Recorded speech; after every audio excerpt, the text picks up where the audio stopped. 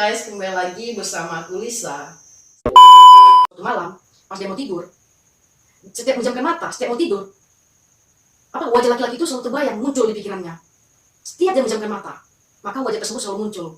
Seperti yang aku katakan di video sebelumnya, ilmu hitam itu terdiri dari pesugihan atau penglaris, pelet, ilmu kebal, dan santet. Nah, di video sebelumnya kan aku udah bahas mengenai pesugihan atau penglaris. So, di video kali ini aku mau bahas mengenai pelet. Kata pelet sendiri pasti kalian sering dengar kan?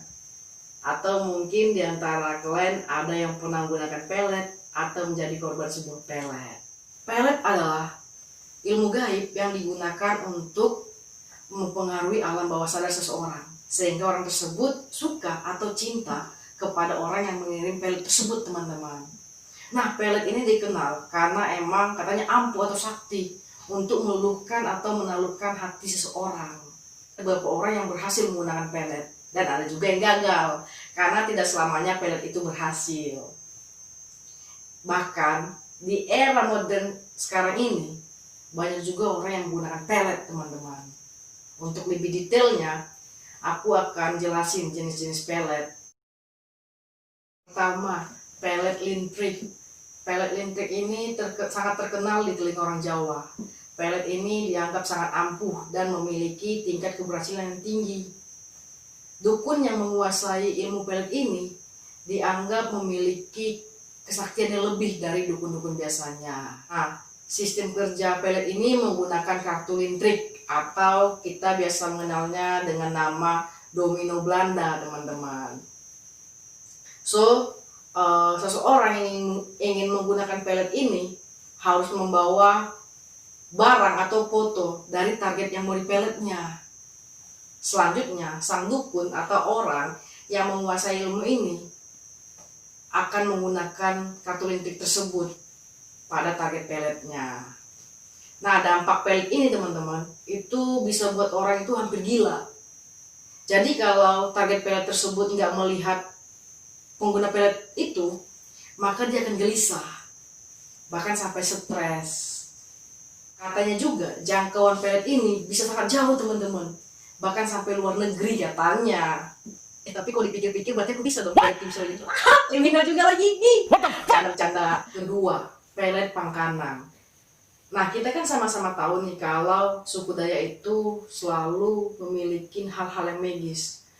Dan salah satunya itu pelet Pangkanang ini, teman-teman. Sistem kerja pelet Pangkanang ini menggunakan kunyit, telur, dan beberapa bahan khusus dalam proses peletnya.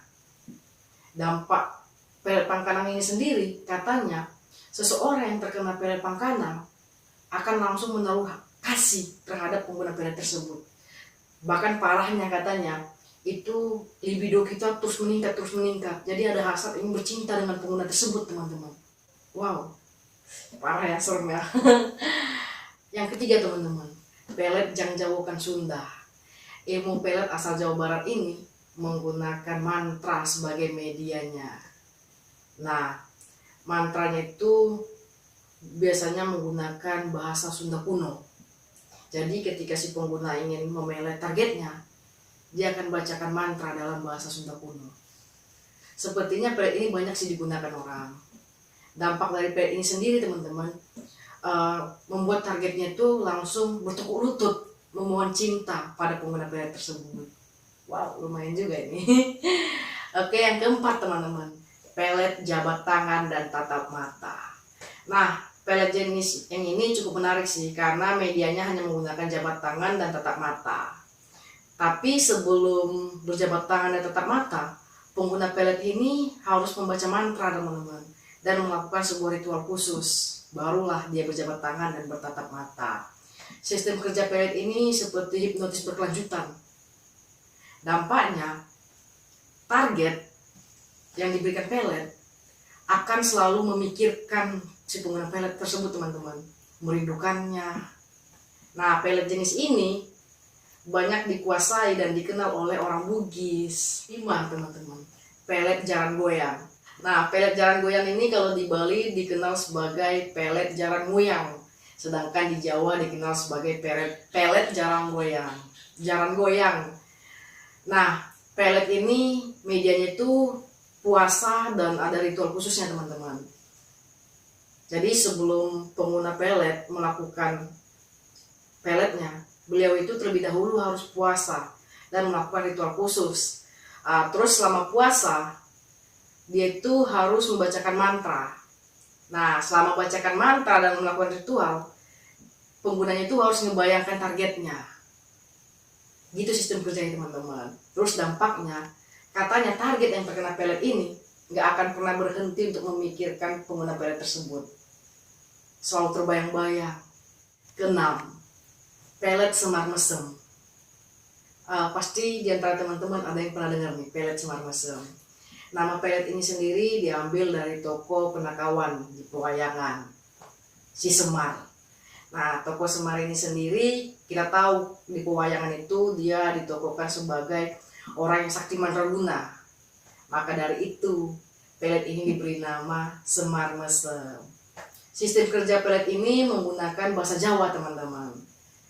Jadi pengguna pelet ini membacakan mantra berbahasa Jawa. Dibacanya itu secara rutin. Disebut dong nama di antara bahasa itu, nama orang yang dia sukai. Nah, dampaknya target tersebut tiba-tiba merasakan cinta yang sangat dalam terhadap pengguna pelet. Padahal awalnya gak cinta, tiba-tiba dia itu merasakan cinta yang sangat dalam. Gitu. Yang ketujuh teman-teman. Yang ketujuh ini juga pasti teman-teman sering dengar nih. Pelet bulu perindu. Seperti namanya, benda ini bersifat layaknya bulu. Karakteristiknya tidak tipis dan berwarna hitam. Spesifiknya seperti layaknya hijau, tapi ujung-ujungnya lancip. Terlihat seperti ini sih, potongan ranting yang sangat kecil. Sistem kerja pelet bulu perindu ini teman-teman, itu bulu tersebut digunakan bersamaan dengan sebuah minyak khusus. Nah, setelah dicampur dengan minyak tersebut, barulah bulu tersebut dibacakan mantra. Dampaknya, pelet ini mampu membuat seseorang itu selalu memikirkan penggunanya, selalu merindukan penggunanya. Sesuai namanya, bulu perindu. Bulu perindu ini tidak selamanya digunakan sebagai pelet teman-teman. Terkadang digunakan untuk meningkatkan rasa percaya diri dan bahkan sebagai penglaris. Tapi setiap tujuan yang berbeda, maka ritual atau mantranya juga berbeda. Nah, itulah jenis-jenis pelet yang banyak digunakan oleh orang teman-teman.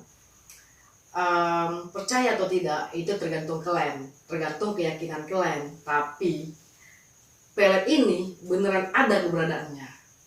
Ada cerita nih, bukan pengalaman aku sih, tapi pengalaman dari orang terdekat. Nah, dia itu udah berkeluarga. Terus ada laki-laki itu teman suaminya, sering datang ke rumah malah.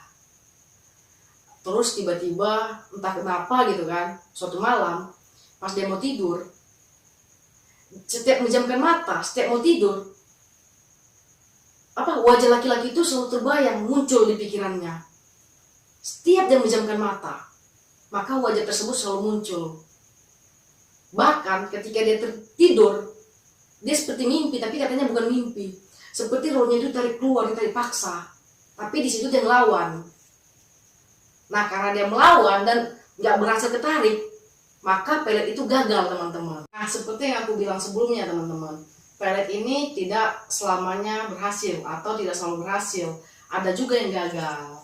Dan kalaupun berhasil, pelet ini tuh harus terus diisi teman-teman, biar mantranya itu terus berjalan dan tidak mudah untuk diobatin. Itulah penjelasan aku mengenai pelet. Dengan pelet, seseorang yang tadinya tidak suka, tidak cinta, maka ketika kena pelet 360 derajat itu berubah menjadi cinta, sangat cinta. Bahkan ketika pelet itu masuk 60% ke tubuh kita, kita tetap sadar, tapi kita nggak bisa untuk mengendalikan kesadaran kita. Kita nggak bisa untuk mengendalikan emosi kita. Kita selalu memikirkan orang yang memelet kita. Itulah yang disebut pelet. Makanya teman-teman itu harus selalu waspada. Jangan sampai cinta ditolak, dukun bertindak. Cinta ditolak, pelet bertindak. Oke teman-teman, semoga video aku bermanfaat. Sampai ketemu di video selanjutnya. Jangan lupa di like, subscribe, and share. Bye-bye. Thank you.